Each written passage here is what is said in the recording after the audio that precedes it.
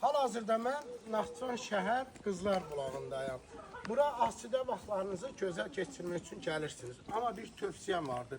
Burada günəbaxan tumlarını yerə tökməyin və eyni zamanda özünüz üçün gətirdiyiniz soyuq içkilər, paketlər, bunu bura atmayın. Mümkün qədər tullantı qablarından istifadə edərək həmin elə tullantıları məhz həmin qablara atın. Bura bizim evimizdir. Bunu da qeyd etməsəm olmur. Olmazsa olmur. Olmur ki olmur. Bizim bir müəllim var idi, Abbas müəllim. Deyirdi ki, qanmır ki qanmır, qansaydı ki qandırmağa nə var ki? Axı biz bilirik ki, yalnız daş üstündə, torpaq üstündə olan yazılar dirilər üçün deyil, o ölülər üçündür. Orta məktəbi normal oxuyub yazmayanlar.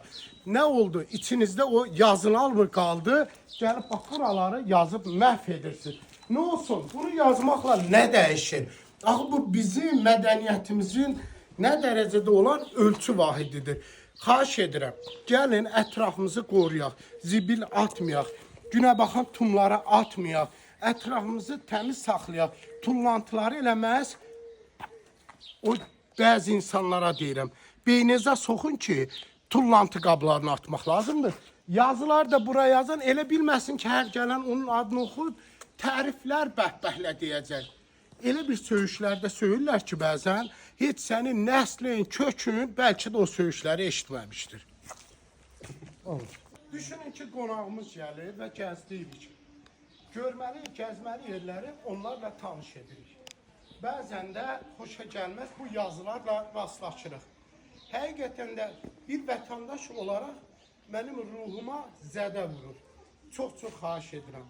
Gəlin buna diqqət edək. Təbiətimizi, muzeylərimizi, gəzməli yerlərimizi belə məhv etməyək. Ümid edirəm ki, bu fikrimlə razı olacaqsınız. Ətrafımıza bu haqda məlumat verək, maarifləndirək ki, belə səhvlər bir daha etməyək deyə.